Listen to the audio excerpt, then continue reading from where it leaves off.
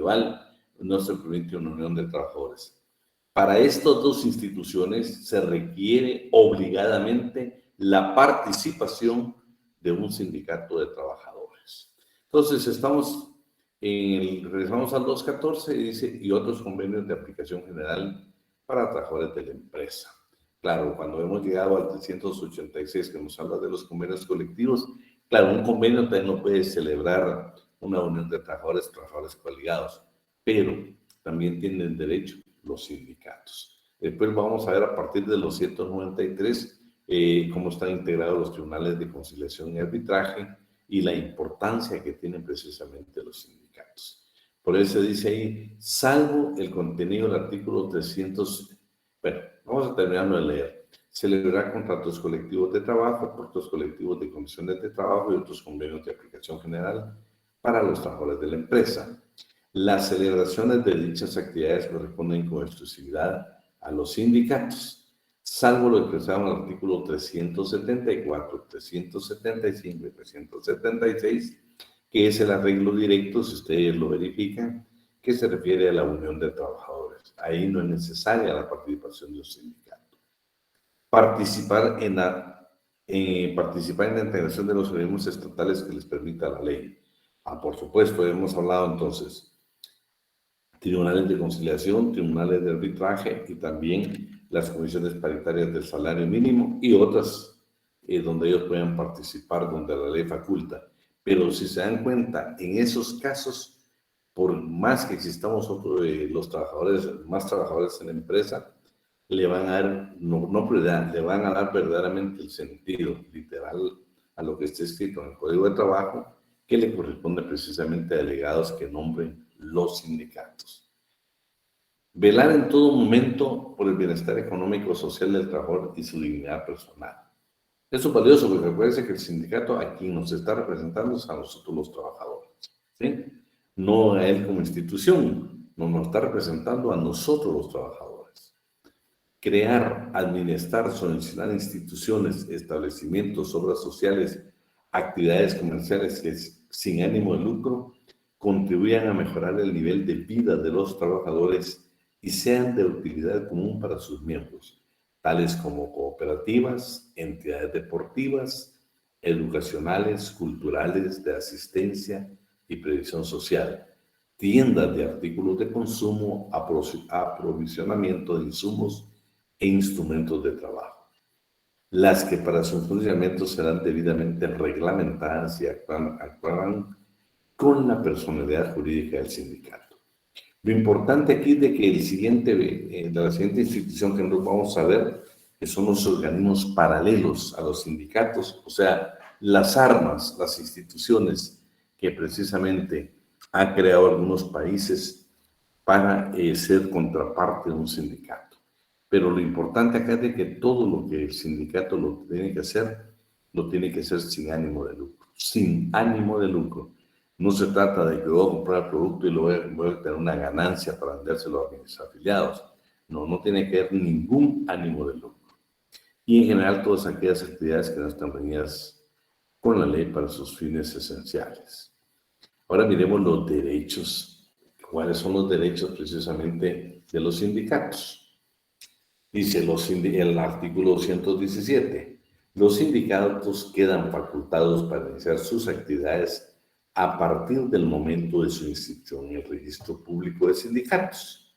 No obstante, antes de la respectiva inscripción, los sindicatos pueden, o sea, ¿qué actividades pueden hacer los sindicatos antes de estar inscritos en el registro público de sindicatos? Celebrar sesiones para elegir al comité ejecutivo y consejo consultivo provisionales, celebrar sesiones de estos órganos y de la Asamblea General o celebrar sesiones para discutir y aprobar sus estatutos. Realizar gestiones encaminadas a obtener el registro de la personalidad jurídica y de los estatutos. Si se ven las funciones antes de estar inscritas, son puramente de trámite, son de trámite las que tienen. Es a partir del momento de la inscripción que verdaderamente tienen todas las facultades que le otorga la ley. Exención de impuestos. Alguien que me dé el artículo 210, por favor.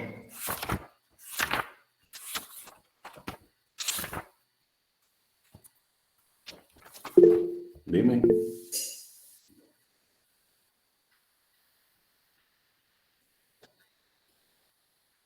Jóvenes, ¿quién me puede ir? De la página, ahorita voy. Artículo, ay, ¿Tú? no, si quieres, bueno, artículo 210, ¿verdad? Ujú. Los sindicatos legalmente constituidos son personas jurídicas capaces de ejercer derechos y contraer obligaciones y están extensos de cubrir toda clase de impuestos fiscales y municipales que puedan pesar sobre sus bienes inmuebles, rentas o ingresos de cualquier clase. Los sindicatos pueden utilizar las ventajas de su personería en todo lo que contribuya a llenar los fines del artículo 206, pero les queda prohibido hacerlo con ánimo de lucro. Los sindicatos legalmente constituidos pueden adquirir toda clase de bienes muebles e inmuebles que sirvan para cumplir sus fines de mejorar la condición económica y social de sus afiliados. Las cuotas ordinarias y extraordinarias que el trabajador afiliado deba pagar a la organización de acuerdo al inciso I del artículo 61 de este Código serán considerados gastos deducibles del impuesto sobre la renta. Asimismo, los trabajadores o las personas individuales o jurídicas podrán deducir del impuesto sobre la renta todas las donaciones, en efectivo o especie, que haga a los sindicatos, federaciones o confederaciones de trabajadores legalmente constituidas en el país. Vean, lo interesante de esto, bueno, primero que están exentas de toda clase de impuestos. Solo yo tenía una duda. No sé si lo que yo tengo en la mano derecha ustedes lo pueden ver. Si como hiciera Licenciado. sí, para poderlo borrar, ¿cómo hago? Para ver la participación de ustedes, porque no veo en la pantalla. Fíjate que me aparece exportar archivo a PDF. ¿Cómo hago para borrar eso? Lo que pasa es de que en una ventana usted tiene el documento PDF que es lo que usted está leyendo y en otra ventana tiene lo que es la reunión. Lo que podría hacer es tratar de minimizar un poquito hacerla más pequeña. ¿Y qué hago para hacerla? Póngase a la par de la X, donde hay como un cuadrito en la parte superior derecha. A la parte, no, ahí no, en la X no, a la par ahí, dele ahí. Ajá. Y le dan la opción, mire, sí, Ah, ya, ya. sí, Entendí. es que, bueno, yo no he utilizado Windows 11, pero es algo así. Regreso otra vez a la anterior pestaña. Ah, sí, ya te entendí. Sí. ¿Cómo hago para agrandar un poquito más? Mire, solo colóquese en la orilla de esa pestaña y la va estirando poco a poco. No, ahí no, en la mera orilla, pero póngase más en el centro. Ahí nomás en el centro, ¿ah? No sé si alguien más podría ahí. Licenciado, lo que puede hacer ahí es vio donde dice esa línea gris en donde está como un triangulito. Apacha ahí para que se deslice eso y ya quede el archivo completo. Déjame ver, aquí no. No. Está donde dice convertir, ahí hay como una línea gris. No sé si a la par. ¿Tienes aquí? No. Es que no sé cómo explicarle. Hay una línea gris ahí con un triangulito. Hágale como al lado izquierdo de ese cuadrito. Mira, pero vamos a ver aquí, Colóquese en el borde de la ventana, licenciado. en el borde de la ventana. Vamos a Ahí ver. lateralmente, Lick, a ver, está ¿Aquí? su ventana, ¿verdad? No, lateralmente, a la orilla, donde termina como que a ver, El ¿cómo es? texto del documento. No. Mírale, solo colóquese en el borde de la ventana hasta que el cursor del mouse le cambie de Aquí, forma. Y no, pero en el borde de la ventana del lado derecho. aquí. Nada de eso No, aquí. ahora, Lick, mire, mire, pues, ve esa barrita color gris larga que está exacto, esa barra, lateralmente. Ahí, ¿Ves? póngase más ahí como, si más tiene en que la ser, orilla. tiene, ajá, la orilla, cabal al ras. Ahí le tendría que salir para. No, es que para que se le esconda eso de convertir, tiene que en la otra barrita gris. Ah, va, entonces, No, si estaba donde está el triángulo, por ejemplo, ¿Dónde? vayas a la otra barrita gris, del lado opuesto. Del otro, no. Y todos los que los quiero ver ustedes a la ranchis. del Vamos. otro lado dice, baje. Espérate. Ahora ya se me perdió el... Aquí estamos, ¿verdad? Solo... ¿Y por qué se me... ¿Ahora por qué pasó?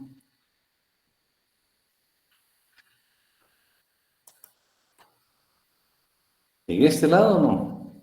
Sí, ahí, pero en la línea gris, en el triangulito gris. ¿Este? Ajá, ahí está. Vamos, ahí está, muy bien. ¿Y ahora para hacer más grande esto? En el, donde está el signo menos y más, a la par de donde dice 97.2%, no sé si lo mira. Aquí no, entonces aquí estamos. Ahí, ajá.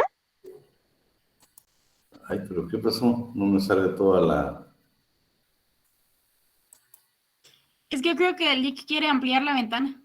Sí, yo quiero ampliar esto, por ejemplo, hasta acá.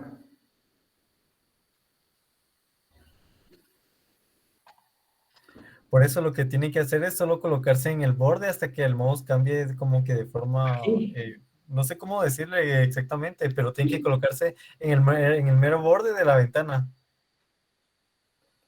Vamos a ver, esto para borrar esto ya que aprendí, pero para mover esto, bueno, si no, ahí estamos. Estamos con unas, déjenme ver por dónde nos habíamos quedado. Nos habíamos quedado exención de impuestos, ¿sí? Bueno, ahí yo creo que ahí ya puedo. Vean, pues, yo solo quisiera pedirles un favor. Uno de ustedes que me hiciera favor, me parece sumamente interesante esto, ¿verdad? Donde dice exento de cubrir toda clase de impuestos, fiscales y municipales. ¿A qué quiero llegar yo con esto? Lo interesante sería, bueno, fiscales ya sabemos, pero cuando habla de municipales, yo quisiera que alguien se metiera al famoso IUCI, este impuesto de inmuebles, para ver si hay algún artículo donde diga que los sindicatos están exentos, del pago del IUCI. Hablando de la parte municipal, porque ustedes saben que pues eso se ha modificado. Yo lo que quiero es, de repente, si alguien ingresa a todo el impuesto del IUCI, si existe algún artículo donde los sindicatos estarían exentos, por ejemplo, del pago del IUCI.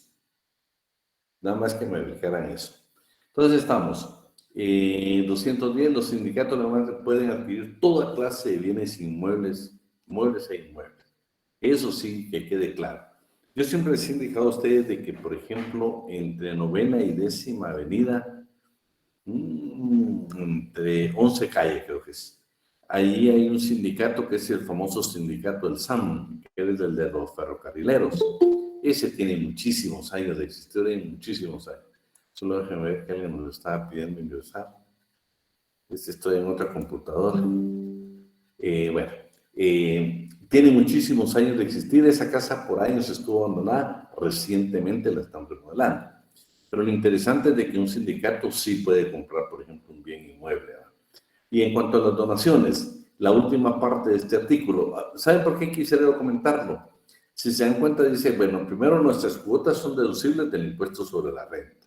Eso, no sé si habrá un contador con nosotros para que nos pudiera ampliar eso, pero lo importante es que esas cuotas pueden ser deducibles. Lo extraordinario que deja la ley aquí es de que cualquier persona individual o jurídica podría hacer cualquier tipo de donación a sindicatos. En Guatemala, en la práctica, lo que ustedes han visto es de que muchas de las entidades, de las empresas, de las, ¿qué le dijeron? De las sociedades anónimas, lo que hacen es crear sus propias asociaciones. Y ustedes ven que hay asociaciones donde ellos anualmente están colaborando, que recientemente vimos una asociación que iba a tratar la parte esta de la nutrición en Guatemala. Y qué interesante, porque todas esas instituciones muchas veces reciben aportes de empresas muy grandes en Guatemala y también son deducibles del impuesto sobre la renta. Claro, acá yo no creo que ninguna empresa en Guatemala, más de las que conocemos, que son empresas un poco grandes, van a hacer un aporte a un sindicato. No, vamos a ver que más adelante ellos lo que han tratado de buscar este tipo de asociaciones para reducir el impuesto sobre la renta, o bien ir a las famosas asociaciones solidaristas, que es el siguiente tema que vamos a ver que se ve en Costa Rica. Entonces, no sé, alguien ahí le dejo la tarea para que me verifique, no sé si Gaby o alguien me puede hacer el favor. Licenciado, Dime. fíjese que yo ahorita estaba viendo en la ley del Le impuesto dice. único sobre inmuebles, ¿verdad? Ujú. Y no encuentro nada sobre sindicatos. Sí, pues podrá hablar, acuérdate que pues siempre hemos hablado del momento histórico de elaboración de la norma y posiblemente en ese tiempo había otro tipo de arbitrios municipales. Entonces vamos ahora a las obligaciones que están en el 225. Creo que no sé, yo estoy seguro que ya lo vimos, ya lo leímos, pero si no, pues lo vamos a leer para que nos quede grabados. Así como estoy en otra computadora, tengo que estarlo moviendo. Alguien que tenga el 225, que lo vea desde su código, yo tengo mi código acá también, para que veamos la lectura, por favor. ¿Se lo leo, licencia? Por favor. Ok, artículo 225. Son obligaciones de los sindicatos a llevar los siguientes libros debidamente sellados y autorizados por el Departamento Administrativo de Trabajo, de actas y acuerdos de la Asamblea General de Actas y acuerdos de la Asamblea General, de actas y acuerdos del Comité Ejecutivo de Registro de Socios y de Contabilidad de Ingresos y Egresos. B. Extender... Espérate. Ajá. ¿Saben cuántos libros son los que tienen que llevar? Y se dieron cuenta que cuando nosotros hablamos de las famosas secretarías, nos dimos cuenta que muchos de estos libros pues, los tiene que ver una de secretaría. Eso es importante, pero vean que estos libros son obligatorios, son obligaciones, inclusive el de contabilidad de ingresos y egresos del sindicato. Continuamos. B. Extender recibo de toda cuota o cualquier otro ingreso. Los talonarios respectivos deben estar sellados y autorizados por el Departamento Administrativo de Trabajo. Ya quedamos Sí. que estamos hablando, permíteme, de la Dirección General de Trabajo. Continuamos. C. Proporcionar los informes que soliciten las autoridades de trabajo, siempre que se refieran exclusivamente a su actuación como sindicatos y no a los de sus miembros en lo personal. D. Comunicar al Departamento Administrativo de Trabajo dentro de los 10 días siguientes a la respectiva elección a los cambios ocurridos en su comité ejecutivo o consultivo. Siempre que encontremos Departamento Administrativo de Trabajo, vamos a agregar Dirección General de Trabajo. Y en el CES, por favor, qué interesante, no a la de sus miembros en lo personal. O sea, ningún sindicato puede dar miembros, por ejemplo, si Flori, que salario de venga, pues eso no le corresponde a un sindicato, para eso le corresponde a la empresa para la que Flori trabaja. Continuamos. Enviar anualmente a la misma Dirección General un padrón de todos sus miembros que debe incluir sus nombres y apellidos, número de su cédula de vecindad y sus correspondientes profesiones u oficios, o, si se trata de sindicatos patronales, de la naturaleza de las actividades económicas que como tales desempeñen.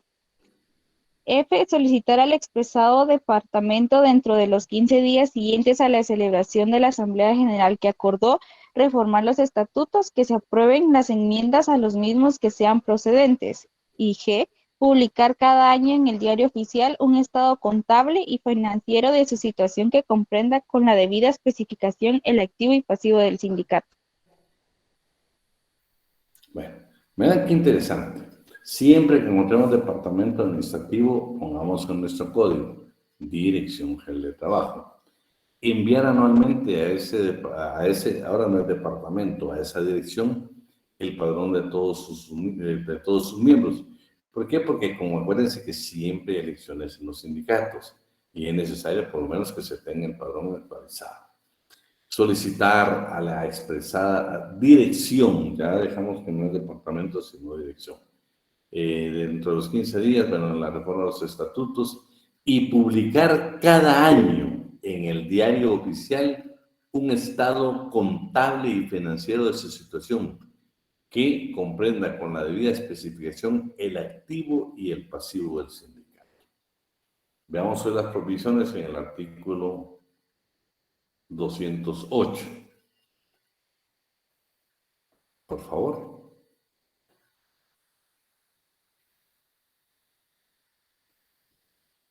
¿Quién nos ayuda? Vamos a ver, hoy lo veo mejor. Vamos a ver, ¿estás por ahí? Si quiere lo leo yo. Por favor. Artículo 208. Se prohíbe a los sindicatos conceder privilegios especiales a sus fundadores, personeros, ejecutivos o consultores, sea por razón de edad, sexo, antigüedad u otra circunstancia, salvo las ventajas que sean inherentes al correcto desempeño de cargos sindicales. Ven que eso es interesante, porque hablamos de los privilegios que se podían otorgar a los afiliados. Pero lo interesante acá es que ya estamos hablando del propio sindicato. Ningún privilegio, no porque somos fundadores tenemos algún tipo de privilegio, no, ni por antigüedad, absolutamente no se tiene ningún tipo de privilegios. También en el 210 dice en el segundo párrafo, los sindicatos pueden utilizar las ventajas de su personería en todo lo que contribuyen a los fines del 206, pero les queda prohibido hacerlo con ánimo de lucro. Esa es la limitación más grande que puede tener un sindicato, incluyendo la parte de las tiendas de consumo que puedan crear. Las cuotas sindicales. Esto es importante. Por ejemplo, en el código no vamos a encontrar nosotros desarrolladas las cuotas sindicales. Entonces, para eso nos tenemos que ir a los estatutos de los sindicatos. A los estatutos de los sindicatos. Lo interesante acá con los estatutos de los sindicatos es que ahí vamos a encontrar precisamente en qué se van a utilizar y la forma, como como la ley establece que nosotros vamos a gastar nuestros ingresos.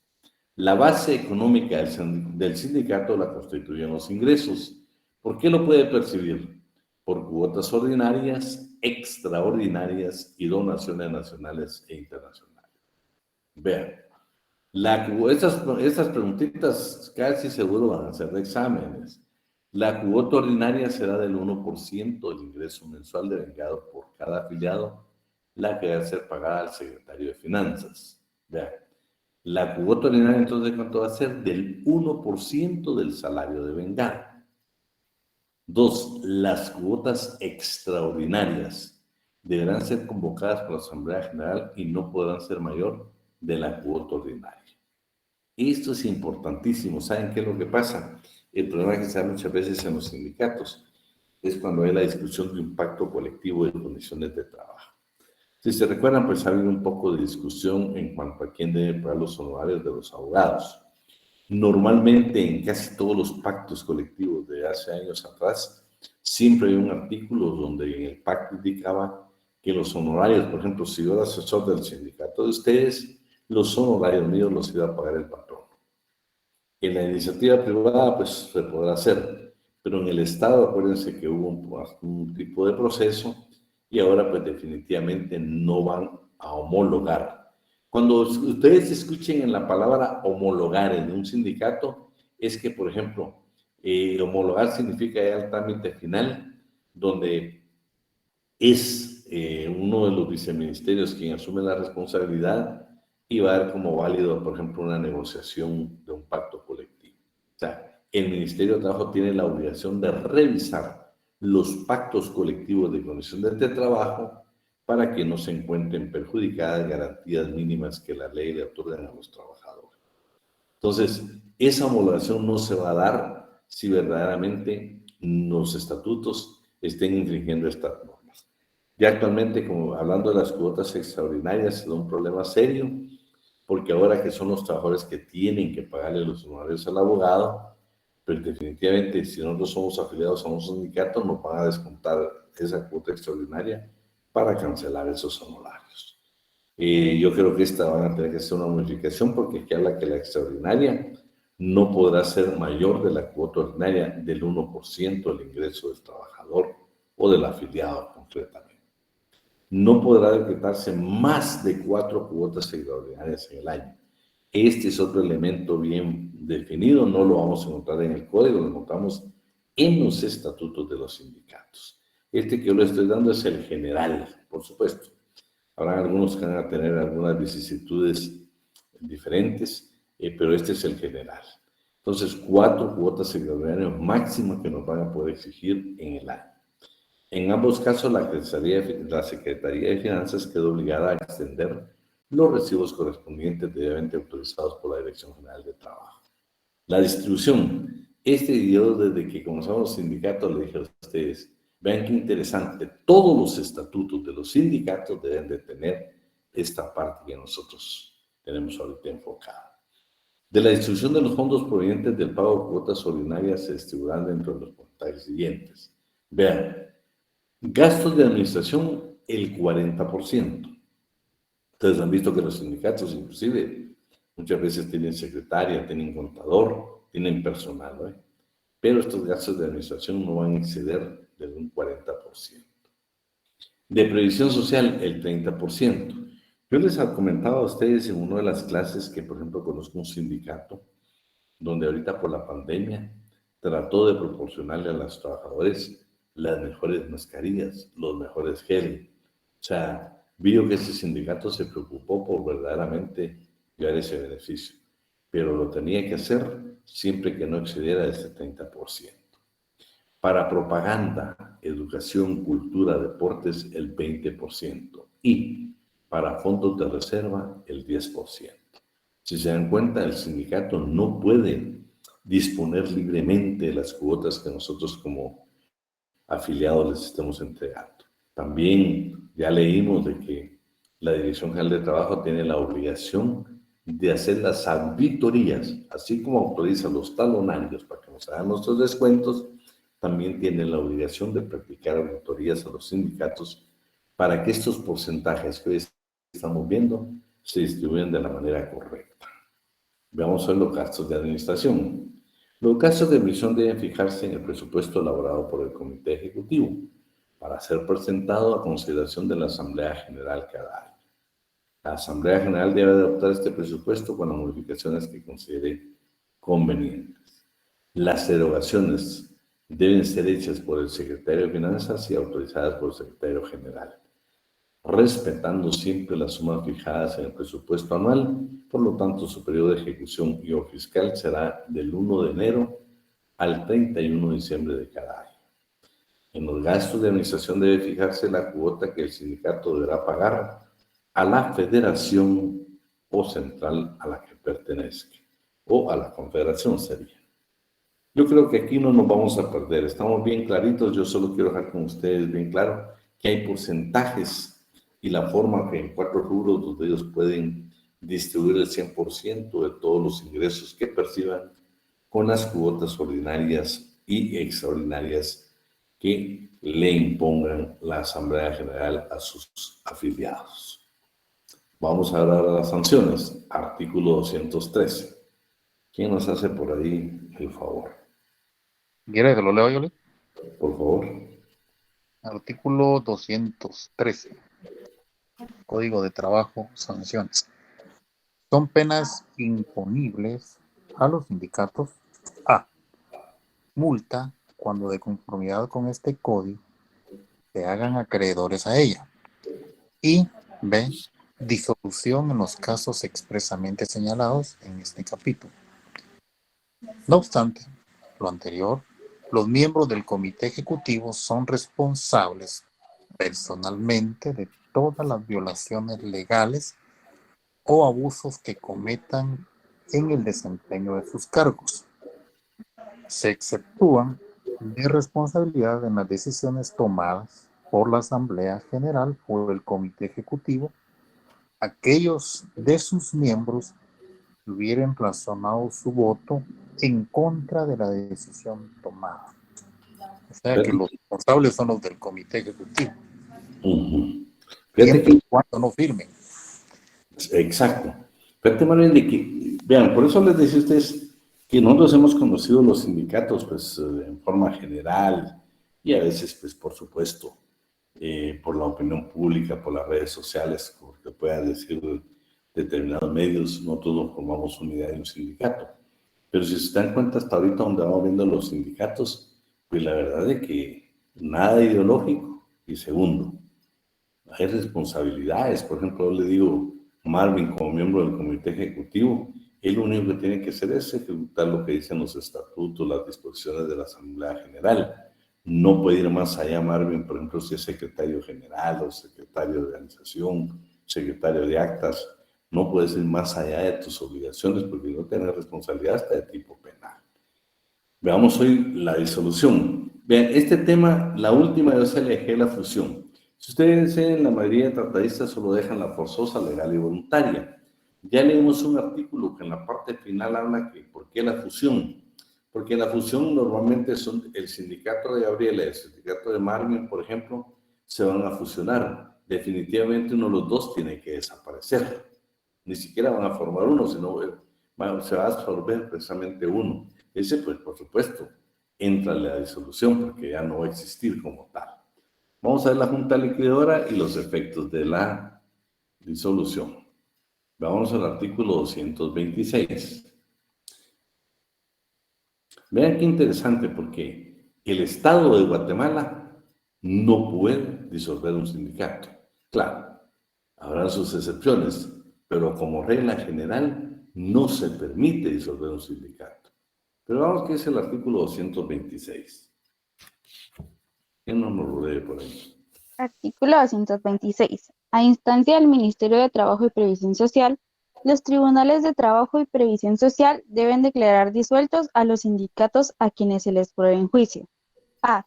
Que se ponen al servicio de intereses extranjeros contrarios a los de Guatemala, que inician o fomentan luchas religiosas o raciales, que mantienen actividades antagónicas al régimen democrático que establece la Constitución, que obedecen consignas de carácter internacional contrarias a dicho régimen o que en alguna otra forma violan la disposición del artículo 206 que les ordena concretar sus actividades al fomento y protección de sus intereses económicos y sociales comunes a sus miembros. B. Que ejercen el comercio o la industria con ánimo de lucro o que utilizan directamente o por medio de otra persona los beneficios de su personalidad jurídica y las franquicias fiscales que el presente código les concede, para establecer o mantener expendios de bebidas alcohólicas, salas de juegos prohibidos u otras actividades reñidas con los fines sindicales. Y C, que usan de violencia manifiesta sobre otras personas para obligarlas a ingresar a ellos o para impedirles su legítimo trabajo, o que fomentan actos delictuosos contra las personas o propiedades, o que maliciosamente suministran datos falsos a las autoridades de trabajo. En los casos que prevé este último inciso, queda a salvo la acción que cualquier perjudicado entable para que se aplique a los que resulten culpables las sanciones penales correspondientes. A ver, qué interesante, porque estamos hablando de cómo se disuelve un sindicato. La primera disolución forzosa. Vean, no es un trámite administrativo. O sea, por favor, la forzosa no es que el Ministerio de Trabajo diga, bueno, señores, ustedes infringieron uno de estos incisos, por lo tanto vamos a disolver el sindicato. No. Lo que la ley dice es de que el Ejecutivo, por medio del Ministerio de Trabajo y Previsión Social, puede solicitar a un juzgado de trabajo y previsión social que se declare disuelto un sindicato en estos casos. Si se dan cuenta, el primer inciso es preocupante. Que se ponen al servicio de intereses extranjeros contrarios a los de Guatemala, que inician o fomentan luchas religiosas o raciales. Yo creo que Guatemala en ese sentido estamos bien, pienso que se respeta mucho la libertad de culto y respetamos también la parte de la cultura, de la etnia, todo lo demás, que mantienen actividades antagónicas al régimen democrático que establece la Constitución. Vean, cuando la norma históricamente se hace, ¿qué podía ser una actividad antagónica al régimen democrático, Marvin? ¿Qué se te ocurre? Bueno, podría ser convocar a una manifestación en donde se incita la violencia. Es lo que se me ocurre ahorita. ¿Qué dicen ustedes? ¿Quién más quiere opinar aquí? Opinemos, salgamos. Yo le digo, la opinión de Marvin a mí me parece acertada, pero demasiado drástica, porque en Guatemala, por supuesto, yo les digo, nosotros constantemente, pero decime, ¿tenés micrófono, Luis? ¿Saben por qué les digo? Porque, por ejemplo, nosotros tenemos el derecho a manifestar, tenemos el derecho de la manifestación pacífica. Claro, hay que cumplir con requisitos, pero por ejemplo, yo puedo estar en contra de determinadas decisiones. Fíjate, David, que, pero si vos mirás, yo lo que vos logras instituir, ¿qué es lo que uno logra percibir en esta norma? Es, por ejemplo, yo te digo que vos estés promoviendo un sistema, por ejemplo, diferente al nuestro. Un sistema socialista, un sistema totalitario, un sistema diferente. Y eso pues ya sí, porque eso ya es la transformación de los medios de producción en Guatemala, ya sería otra historia. Yo creo que íbamos para la parte ideológica, la famosa lucha que toda la vida la han hecho, que al final no tuvieron nada. Solo déjame ver a alguien que quiere ingresar. No. Bueno. Entonces, por favor, estamos en eso. Si se dan cuenta, realmente deja mucho que desear porque con cosas simples podrían iniciar la disolución forzosa de un sindicato. Lo importante aquí es que tenemos el derecho de defensa. ¿Por qué? Porque no va a ser una decisión administrativa del Ministerio de Trabajo y Previsión Social, sino que va a ser una decisión jurisdiccional. Eso significa que tenemos primero un juzgado, posteriormente tenemos las salas y la famosa acción constitucional de amparo. O sea, tenemos cómo defendernos también si nos quieren aplicar para disolver nuestro sindicato por cualquiera de estos tres incisos que sea la ley. Veamos ahora la disolución legal. Vean, aquí es la forzosa. Si estamos infringiendo uno de los tres incisos, ahora veamos la legal. No nos vamos a confundir con la forzosa y la legal. Artículo 227, por favor.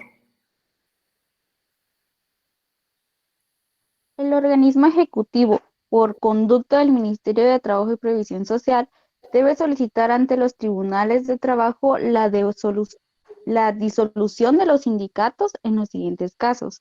A. Cuando tengan un número de asociados inferior al mínimo legal. B.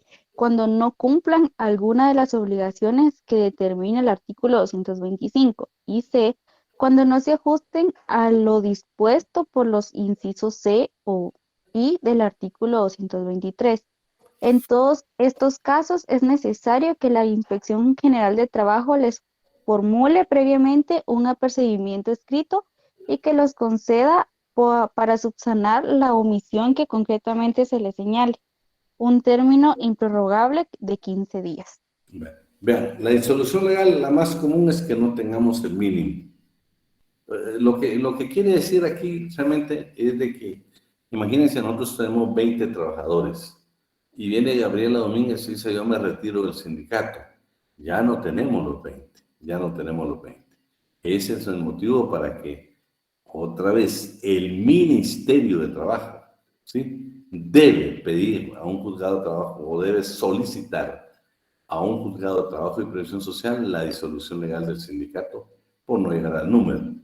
Veamos el 225 para que nos quede claro, ¿sí? Son obligaciones de los sindicatos llevar los libros, extender el recibo, proporcionar los informes, comunicar a la Dirección General de Trabajo entre los 10 días respectivos cuando hay cambios del Comité Ejecutivo, Consejo Consultivo, enviar anualmente a la dirección un padrón, solicitar dentro de los 15 días siguientes a la dirección de Asamblea General que acordó reformar los estatutos y publicar cada año en el diario oficial su activo y su pasivo. Ese es el segundo motivo, sería el inciso B. Veamos qué dice el 223, inciso C y el I. Por favor, ¿qué tenemos en el C?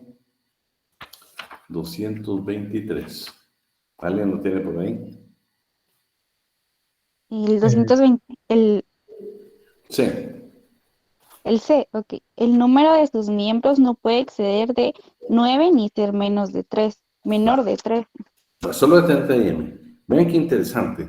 Aquí nos está indicando que si nosotros nos excedemos en nombrar más allá o lo mínimo que establece, por ejemplo, ¿qué pasa si serían únicamente 2 miembros del Comité Ejecutivo?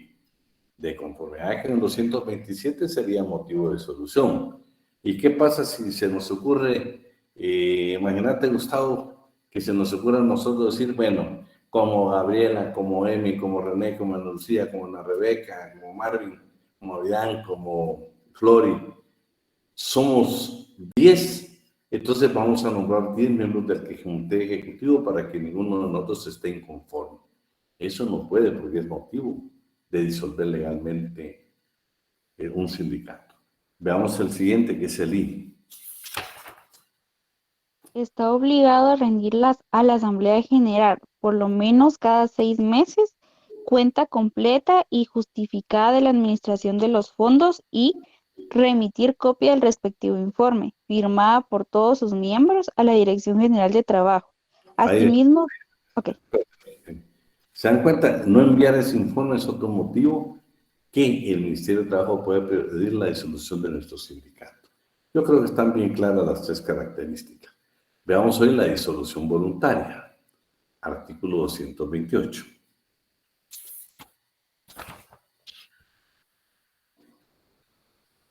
Artículo 228. Los sindicatos pueden acordar su disolución cuando así lo resuelvan las 2/3 partes del total de sus miembros. En este caso, la disolución debe ser comunicada por el Comité Ejecutivo al Departamento Administrativo de Trabajo, junto con una copia del acta en que se acordó la disolución, debidamente firmada por todos sus miembros.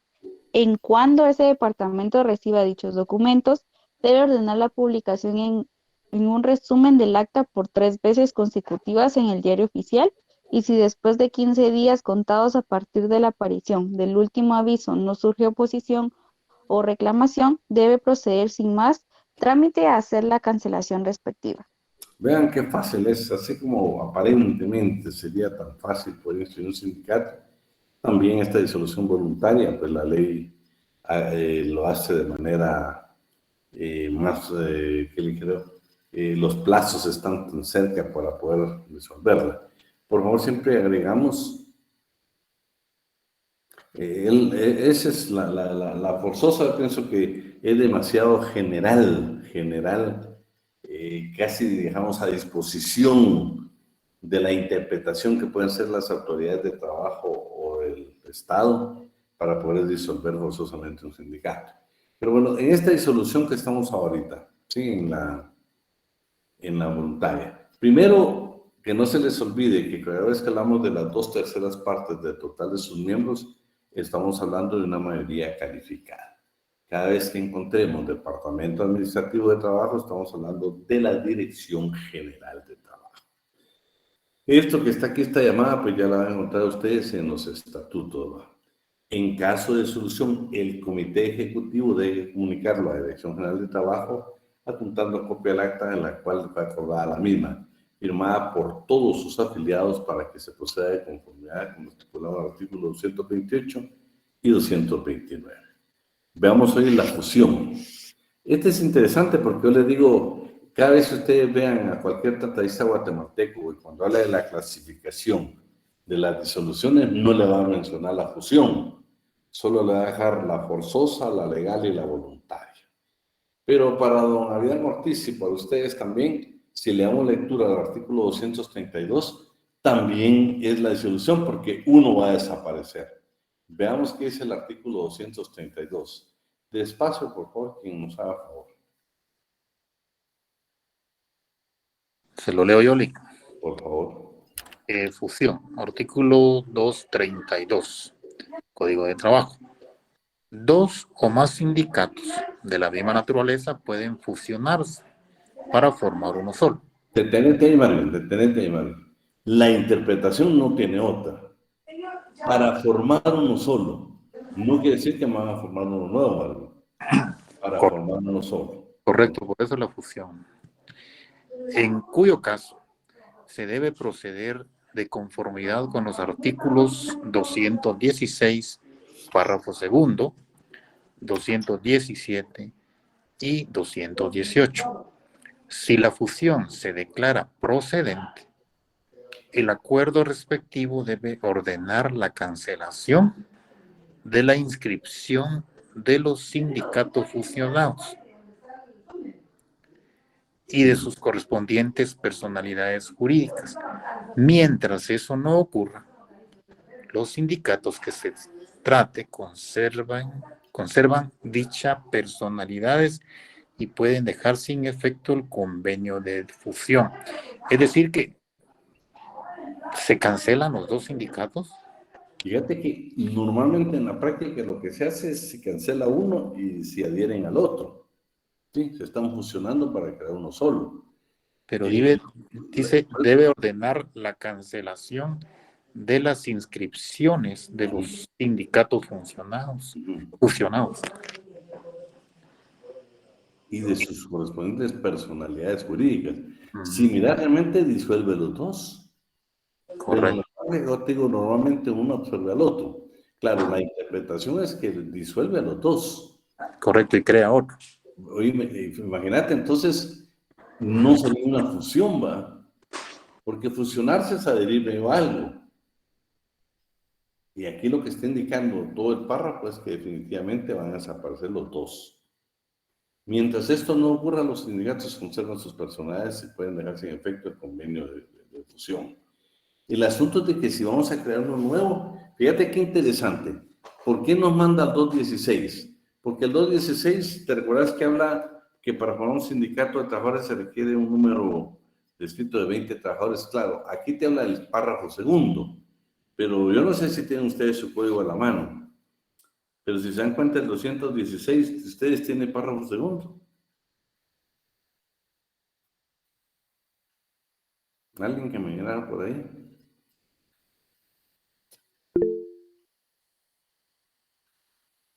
Solo tiene un único párrafo, Lick. Bueno, fíjate que entonces es interesante. Ya hubo reforma. Pero si va, suponete que apliquemos el 216. Quiere decir que tiene, aunque nos fusionemos, no podemos ser menos de 20. Sí, no pueden ser menos de 20. Entonces, nos deberíamos de quedar 20 trabajadores para que tenga tal característica. Y en el registro, el 217 se habla de las facultades que tienen para iniciar sus actividades, ¿verdad? Que debe celebrar las sesiones, elegir provisionalmente a sus miembros y todo lo demás. Luego tenemos también el 218, ¿sí? Es con el fin de obtener el reconocimiento de personal jurídico, personas de inscripción de los sindicatos, debe darse el siguiente procedimiento.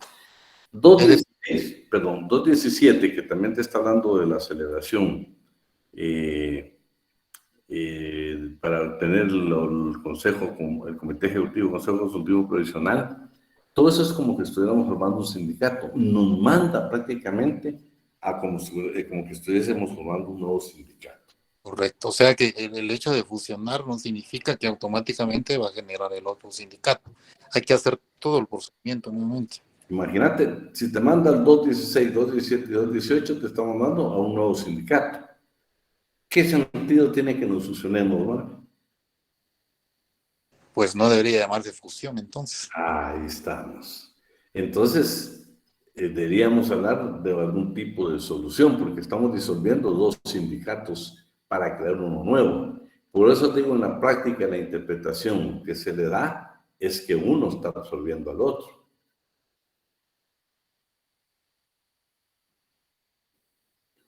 Estamos con eso, jóvenes, pero para efectos de, yo quisiera que usted tuviera, miren, siempre en materia laboral lo hemos hablado desde que estuvieron con nosotros en el derecho individual, que apliquemos siempre los principios sin dubio pro operario. ¿Quiénes convienen nosotros con la fusión de los sindicatos? Que les quiero decir que eso no es común. Imagínate, Marvin, pensemos en el Ministerio de Salud y Asistencia Social. Vean qué tremendo. ¿Cómo va a ser eso que el sindicato, por ejemplo, mayoritario, se va a fusionar o uno de los minoritarios se quiere adherir a él? No va a desaparecer el sindicato mayoritario, pues es el que tiene la representación. Es que el conformidad con el artículo 51 del Código de Trabajo le da la potestad para discutir un pacto colectivo de condiciones de trabajo. Entonces, pero lo literal es esto, y yo quiero pedirles que siempre que ustedes ya trabajan derecho laboral en el ejercicio de profesión, que no se les olvide el principio indubio pro operario. ¿Qué es lo que más le favorece al trabajador? Esa va a ser la respuesta, esa va a ser la interpretación que usted le va a dar a cada artículo que nos cause alguna duda, como cuando vimos allá en el 212, segundo párrafo, que dice que nadie puede permanecer, puede estar simultáneamente pertenecer simultáneamente a dos sindicatos, y cuando leímos el artículo 42, creo que fue el 43, 42, donde nos deja la duda. Vean que vamos a regresar a ese porque me interesa. El 42. Si dentro de la misma empresa hay varios sindicatos de trabajadores, hasta ahí estamos bien, o trabajadores pertenecientes a varios sindicatos. Vean, el 42 nos está indicando que sí podemos pertenecer a varios sindicatos, pero si este es el segundo párrafo del 212, lo que está indicando ahí claramente es que nadie, ¿sí? Déjame ver, 212, ninguna persona puede pertenecer a dos o más sindicatos simultáneamente. Entonces, como que hubiera contradicción. Claro, yo les digo, cuando ustedes estén recibiendo, por ejemplo, ya seminarios, pláticas, conferencias, lo que usted quiera llamarle, de sindicatos, se va a encontrar con estas dos normas. Lo de la fusión, que la ley es clara, que desaparecerían los dos y poner uno nuevo. Eso creo que no es saludable para el método sindical. Dos, el 212 discuten y van a decir, bueno, pero si el 212 es una norma específicamente de sindicatos, el otro creo que está hablando del contrato colectivo. Entonces dicen, bueno, ¿qué estamos hablando de sindicatos? No, pero la norma realmente se contradice. Entonces, lo que nosotros debemos de interpretar acá es siempre lo que más le va a favorecer al trabajador. Esa es la posición, por lo menos, que he mantenido en mi profesión, de buscar siempre, bueno, pues acá lo que... Yo en la fusión, definitivamente, yo digo, fusión es adherirse, ¿sí? Uno se va a fusionar, porque si no, llamar a la disolución de dos sindicatos, ¿va? Para formar uno nuevo. Ese sería el título, nunca hablar precisamente de fusionarse para formar uno solo. Y que fíjense que primero dice para formar uno solo, pero si usted va a lo literal de la norma, está diciendo, bueno, como que va a desaparecer uno y va a caer el otro. Pero en la parte final dice que se va a ordenar la cancelación de las inscripciones de los sindicatos fusionados, de como que va a ser uno nuevo. Entonces, siempre vamos a quedar, por favor, el indubio pro operario en este sentido. Entonces, bueno, vamos a continuar con la Junta Liquidadora. Artículo 229, ¿quién nos apoya?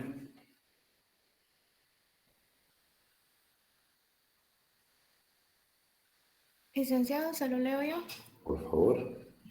Artículo 229. En todo caso de disolución, corresponde a la Dirección General del Trabajo nombrar una junta liquidadora integrada por un inspector de trabajo y dos personas honorables, escogidas entre trabajadores o patronos según el caso.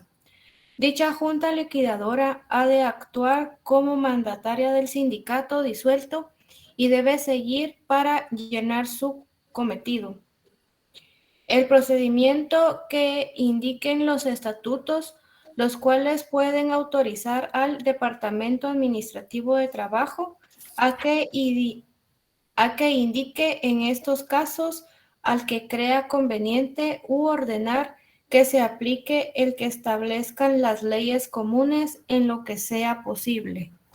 Bueno, si se recuerdan, cuando nosotros leímos el artículo 223 en el inciso E, ni los comités ejecutivos ni los miembros integrantes como tales pueden delegar la representación del sindicato en todo o en parte, ni sus atribuciones a terceras personas por medio de mandatos o cualquier otra forma. Esa es la norma general, pero ya cuando estamos en la fase de liquidación, nos estamos disolviendo el sindicato, acá sí dice clarito el segundo párrafo. Dicha junta liquidadora ha de actuar como mandataria del sindicato de sueldo. Si se dan cuenta, es la excepción que aquí sí, inclusive la ley le llama a esta junta liquidadora mandataria del sindicato disuelto.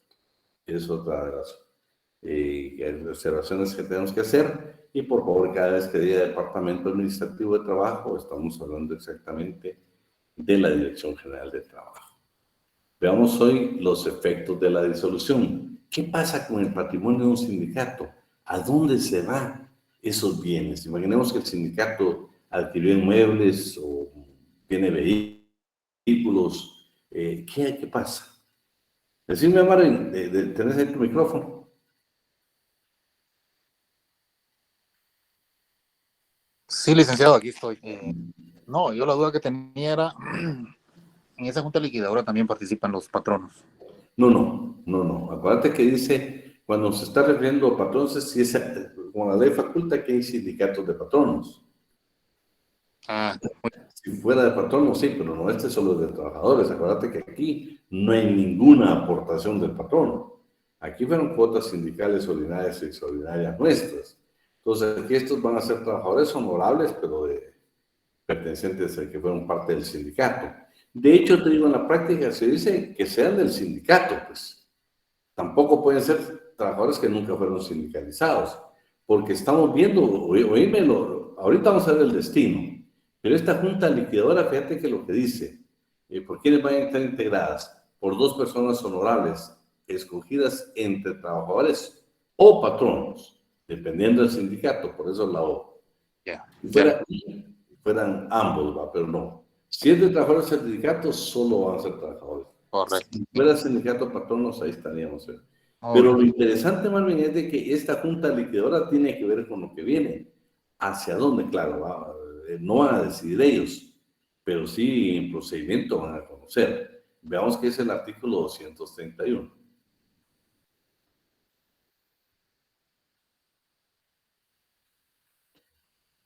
¿Alguien que nos apoye? se lo leo yo si quieren. Por favor. Artículo 231, Código de Trabajo, destino del patrimonio. El activo y pasivo de los sindicatos disueltos se debe aplicar en la forma que determinen los estatutos y, a falta de disposición expresa dentro de esos estatutos, por supuesto, debe pasar a la federación a que pertenezca. Si el sindicato no está federado, la Asamblea General puede disponer entregar su capital líquido a otra organización sindical que ésta estime conveniente, o el mismo pasará al Estado para ser aplicado para fines de alfabetización. El patrimonio del sindicato se destinará exclusivamente a la consecución de sus fines y objetivos, quedando prohibido distribuir entre sus afiliados utilidades, dividendos, excedentes o cualquier otro tipo de ganancias. Ningún miembro del sindicato podrá alegar derechos sobre los bienes de este, aunque deje de pertenecer a él o él mismo se disuelva. Ya, muy interesante. ¿Va? Primero, si está federado, el activo, y más que todo el activo que el pasivo, ¿para qué lo va a querer? Va a pasar a una federación. Si no estuviera federado, la asamblea puede disponer que se le entregue a otro sindicato, o también puede pasar al Estado. Y vean lo interesante, la ley no dice el artículo 231 que el Estado lo va a utilizar para fomentar la actividad sindical en el país. No dice que le va a servir para, ¿qué ligero? Para proteger o legislar o bueno, disponer de cualquier manera para fortalecer el movimiento sindical. No. Lo que dice es de que si al Estado le llegara a quedar prácticamente un activo, dice que debe ser aplicado únicamente, eso lo dice el 231, para fines de alfabetización. No pasa para actividad sindical, sino para este fin. Continuamos con vamos ahora a la nulidad de los actos y contratos. Ana Rebeca Flores, hoy no nos has ayudado. ¿Estás por ahí? Sí, Lick, aquí estoy. 230. Muy bien. Nulidad de actos y contratos. Artículo 230, Código de Trabajo. Son nulos ipso iure los actos o contratos celebrados o ejecutados por el sindicato después de disuelto, salvo los que se refieran exclusivamente a su liquidación. Es entendido que aún después de disuelto un sindicato, reputa existente en lo que afecte únicamente a su liquidación. Bueno, entonces, bueno, creo que ahí es donde me debe decir, claro, a ustedes ya está disuelto, no tiene ninguna validez sus actos. Revisión de la contabilidad. 234.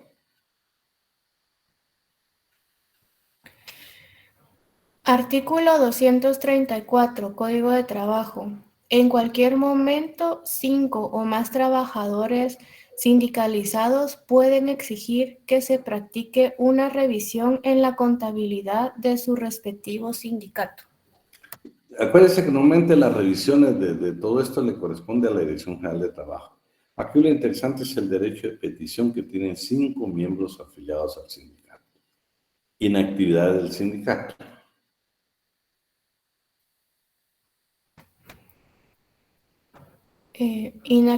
Inactividad del sindicato. Si por cualquier circunstancia especial el sindicato permaneciera inactivo y no hubiera directivos que pudieran convocar a una asamblea general, 10 o más afiliados pueden hacer la convocatoria a efecto de elegir nuevos directivos y los electos quedarán facultados para dirigir la asamblea general y tramitar lo que sea necesario. Eso muchas veces se da en la inactividad de los sindicatos, que desaparece, allá lo vimos en otro artículo, cuando desaparece en forma temporal o definitiva, por ejemplo, el comité ejecutivo, ¿quién es el que tiene a su cargo las convocatorias? Entonces acá, pues en los estatutos, usted va a encontrar esta parte de inactividad del sindicato, que 10 o más afiliados pueden pedir precisamente o hacer esta convocatoria. Ahora vemos que ya lo leímos, pero vamos a ver la famosa Federación y Confederación de Sindicatos. Artículo 233. Federación. Artículo 233, Código de Trabajo. 4 o más sindicatos de trabajadores o de patronos pueden formar una federación y 4 o más federaciones de aquellos o de estos pueden formar una confederación. Las federaciones y las confederaciones pueden ser de carácter nacional, regional o por ramas de la producción y se rigen por las disposiciones de este título en todo lo que sea aplicable. El acta constitutiva de las federaciones y confederaciones debe expresar, además de lo que se indican en los incisos B, C y D del artículo 220, los nombres y domicilios o vecindarios de todos los sindicatos fundadores que las integran, así como el número de inscripciones de los miembros y sus estatutos, fuera de lo que ordena el artículo 221. Deben determinar la forma en que los sindicatos que los componen van a estar representados en sus asambleas generales. Bueno, aquí nada más lo interesante era lo de las federaciones y confederaciones y cómo están integradas. Entonces, por favor, ya leímos toda la parte de los sindicatos. Obligado para el examen, por supuesto, leer del 206 al 234 del Código de Trabajo, que es todo lo relativo a los sindicatos y, por supuesto, toda la parte ordinaria que hemos dado. Si se dan cuenta, pues ya al hablar uno de los sindicatos, pues es una institución muy benigna para la clase trabajadora. Claro, pues yo respeto la posición de muchos que pues definitivamente no creen en los sindicatos, pero por favor, yo digo que nuestra opinión de decir no creemos en la dirigencia sindical, pero hoy que nosotros como estudiantes de Derecho, como estudiantes del sexto semestre, estamos conociendo lo que es un sindicato a partir del 206, pues nos vamos a dar cuenta que la institución como tal es una institución que favorece y que por favor dignifica al trabajador porque le va a permitir participar en diferentes instancias donde participa el Estado, ya sea a nivel administrativo o bien jurisdiccional. Imagínense cuando estamos hablando del salario mínimo, por ejemplo, Importante la participación de un sindicato para atender los intereses de la clase trabajadora. Importante que el día de mañana usted, por ejemplo, quiere ser miembro como estudiante, porque también hay una limitante, lo vamos a ver a partir de los 293. Pero si usted como estudiante de Derecho quiere participar para integrar un tribunal de conciliación o como trabajador un tribunal de conciliación y arbitraje, pues lo tiene que hacer a través del sindicato. Para discutir un pacto colectivo de condiciones de trabajo, para celebrar un contrato colectivo de trabajo, única y exclusivamente lo pueden hacer los sindicatos. O sea, la apertura que la legislación guatemalteca y la participación que le dan los sindicatos, ¿por qué no decirlo? En la vida nacional, porque estamos hablando, imagínense, cuando hablamos del salario mínimo, pues estamos hablando de la vida nacional, pues estamos hablando de los ingresos que va a obtener la clase trabajadora. Qué importante es que se tenga una representación y la disposición legal dice que tiene que ser por medio de un sindicato. Pero paralelamente a los sindicatos en muchos países en el mundo, y especialmente Costa Rica y también en Guatemala, aparecen las famosas asociaciones solidaristas. Estas asociaciones son muy interesantes, ¿eh? Porque las hacen como la parte contraria a un sindicato. Vamos a ver, porque en la próxima clase lo vamos a ver, eso lo vamos a poner así como referencia, de que estos organismos, por ejemplo, en Costa Rica, han querido sustituir a los sindicatos. De hecho, hay queja de sindicatos que ha llegado hasta la Organización Internacional del Trabajo. Por supuesto, no ha tenido la fuerza necesaria o el apoyo necesario para indicar que jamás una asociación solidarista puede ser un representante de trabajadores. ¿Por qué? Porque aparte que hay diferentes empresas, normalmente la integran patronos y trabajadores. Guatemala está bien claro que puede haber sindicato de trabajadores y sindicato de patronos. Entonces ellos tienen su propia participación. Vamos a verla, yo les digo, muy crítica para muchos, otros pues la van a aplaudir. Nosotros como profesores de la facultad tenemos la obligación de darle las dos teorías para que usted forme su propio criterio. Yo en lo personal creo que para mí sería valiosísimo que existiera un sindicato y adicionalmente una entidad solidarista, aplicando algunos principios que tiene Costa Rica, que las asociaciones solidaristas son con fines de lucro. O vamos a ver, por ejemplo, algunas teorías en Japón, cómo es que el famoso escalafón que nosotros le llamamos ha sido la forma más eficaz que ha encontrado este país para poder desarrollar esas actividades. No quisiera entrar a este tema porque quisiera que lo discutiéramos hoy, solo por decirle algo. Este tipo de entidades permiten, por ejemplo, empresas, la vamos a ver hoy en una empresa aérea, por ejemplo, en Costa Rica, donde ya el patrono decidió y dijeron, hagamos una asociación solidarista y entonces vamos a dejarle un porcentaje, por decirles, de un 40% para trabajadores y un 60% va a pertenecer a los accionistas de la empresa. Vamos a encontrar, por ejemplo, también algún tipo de empresas donde dice la asociación solidarista, al final de cuentas todo se traduce en aporte económico. Van a ver ustedes cómo en Costa Rica hay una ley específica y vean, en Guatemala la diferencia es que en Guatemala todas las asociaciones solidaristas son sin fines de lucro. En Costa Rica pueden ser con fines de lucro. De hecho, muchas veces las empresas transnacionales o las empresas más grandes en Costa Rica han tenido asociaciones solidaristas y, por ejemplo, yo les digo, si usted hace un tipo de envase, el colocar el sticker, por ejemplo, que usted subcontrata a otra empresa, lo que proponen estas entidades solidaristas que son contrarias al sindicato es decir, no señores, hagamos una asociación solidarista y para que el empaque ese ya no lo vamos a pagar a una tercera empresa, sino se lo vamos a cancelar a la empresa solidarista, donde van a tener acciones el patrono y el trabajador de la empresa matriz. Vamos a encontrar que algunos beneficios en este tipo de empresas es, por ejemplo, que usted tenga sus hijos y que si tiene que se va a permitir a los hijos de los trabajadores que pertenezcan a las asociaciones solidaristas puedan trabajar en esas entidades.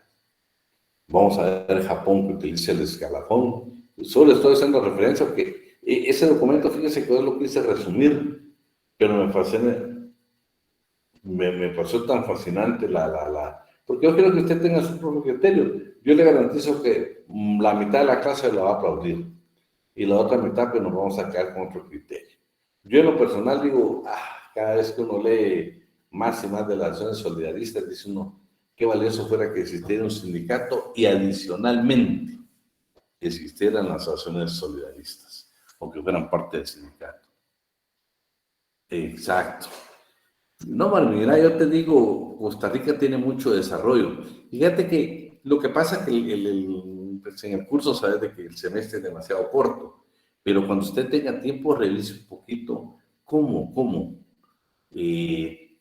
trabaja o cómo se desarrolla una asociación solidarista, por ejemplo, en Japón.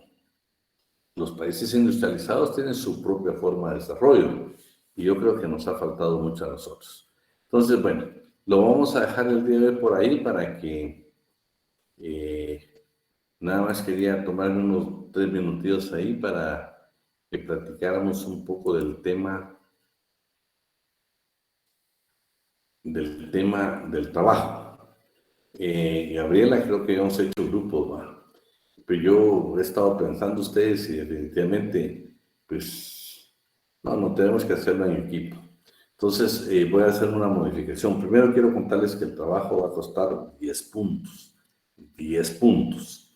El trabajo quiero que usted lo haga a mano. Entonces, como Gabriela, y gracias Gabriela, la había puesto a hacer un buen trabajo ahí, pero por los grupos. Si quieren que sigan integrados, si ustedes vamos a trabajar algo así, pero si no, por favor. Yo le voy a dar a usted, de preferencia quisiera que usted me trabajara un pacto colectivo de condiciones de trabajo. No me importa de qué entidad sea, no me importa de dónde usted lo obtenga. ¿Por qué quiero que usted lo escriba? Porque todo lo que hemos visto, usted lo va a aprender y se va a dar cuenta, qué interesante. Parcial de beca, qué interesante que en la empresa teníamos derecho a 15 días de vacaciones y a través del pacto ya tienen 20 días de vacaciones. Vamos a ver el pacto donde dicen, bueno, aunque lo critican mucho, pero hay que ver el lado positivo. Hay pactos que ustedes van a encontrar que, por ejemplo, las del Estado, que por cuestiones de presupuesto tal vez no se puede, pero les otorgan bonos. Y yo les digo, y yo comparto, hay una teoría ahí que dice que los bonos es lo más perjudicial para el trabajador porque no genera, en cuanto a la bonificación alta del sector público y privado, el famoso bono 14 para aguinaldo, para vacaciones, no le va a aplicar esas bonificaciones. Pero los logros que se obtienen con esos bonos son importantes. Fíjense que me gustaría muchísimo si usted logra conseguir el pacto colectivo de la universidad. Se da cuenta de los porcentajes, se da cuenta, le va a desear ser trabajador de la universidad. La universidad es uno de los grandes patronos, uno de los grandes patronos. Va a encontrar también el pacto del seguro social. Sí. Por ejemplo, el seguro social. Vean, ahí también va a ser interesante. Yo creo que no sé, hasta donde yo sabía, les voy a decir lo que yo sé, pero me gustaría que usted de repente tuviera ese pacto y nos ayudara. Anteriormente, los trabajadores del Seguro Social se iban con el 100% de jubilación. Escúcheme, el 100%. Yo creo que actualmente ya son porcentajes, pero qué interesante que se haya mantenido en una negociación colectiva, en un pacto colectivo de condiciones de trabajo, que fuese el 100%. Y vamos a encontrar entidades donde les hablan a ustedes de los bonos del pescado, el bono escolar, el bono aquí. Bueno, interesantísimo todo eso. Pero yo le dejo la opción de que usted pueda, mejor si me trabaja, mejor un pacto. Si usted considera que el pacto es muy extenso también, lo quiero tomar en consideración. Pero quiero que usted, en la medida de las posibilidades, si usted me consigue un pacto. ¿Por qué le estoy pidiendo que lo haga a mano? Porque yo sé que a mano usted lo va a tener que leer. Lo va a tener que leer. Y lástima que no nos da tiempo para...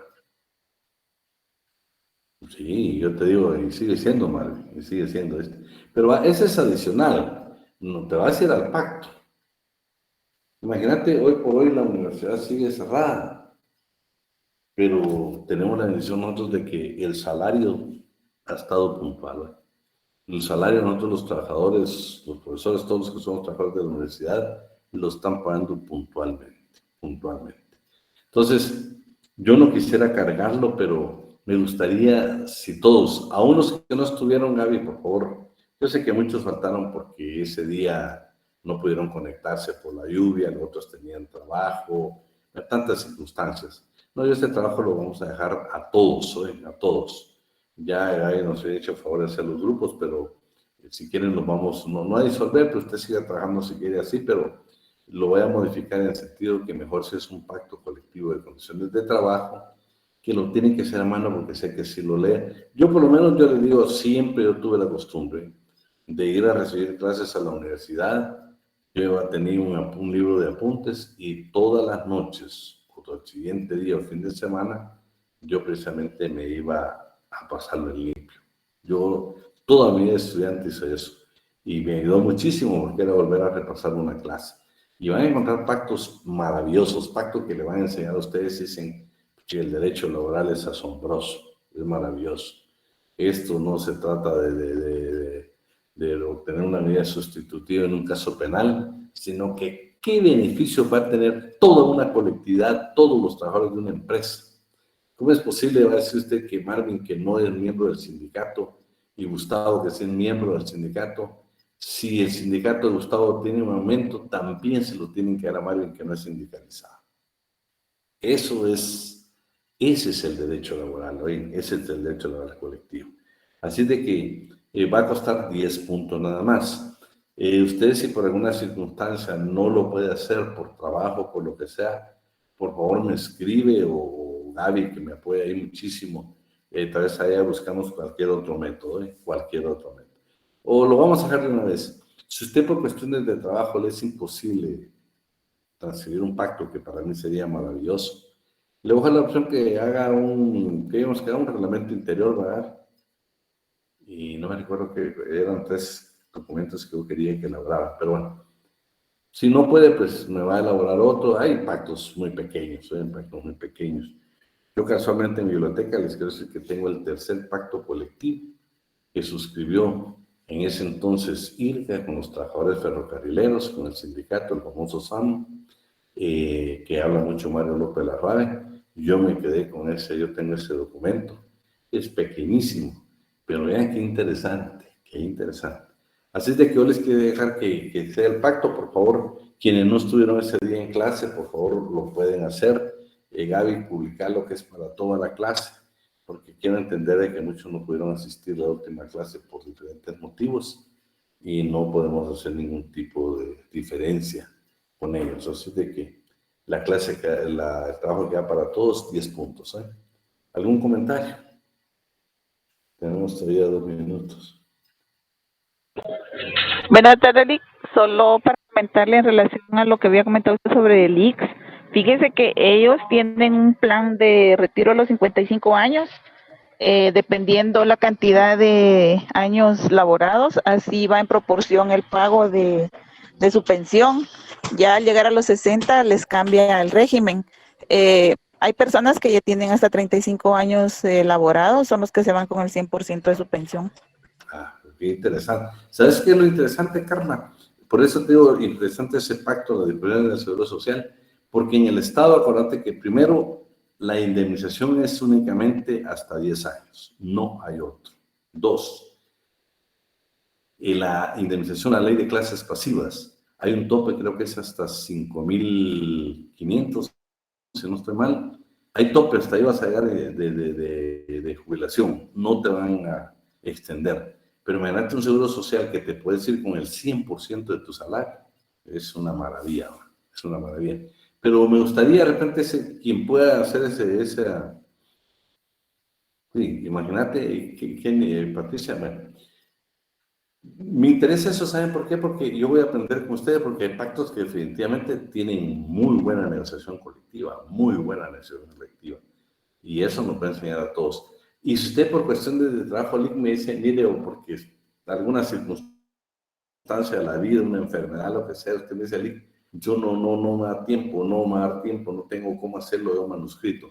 quiero que lo haga y que usted, yo lo haga a tiempo de unos 20 minutos para que usted nos exponga públicamente un pacto. Y eso pues va a tener los 10 puntos que van a hacer los demás en su trabajo. Bueno, pasen una buena tarde y por lo menos a descansar sábado y domingo los que pueden.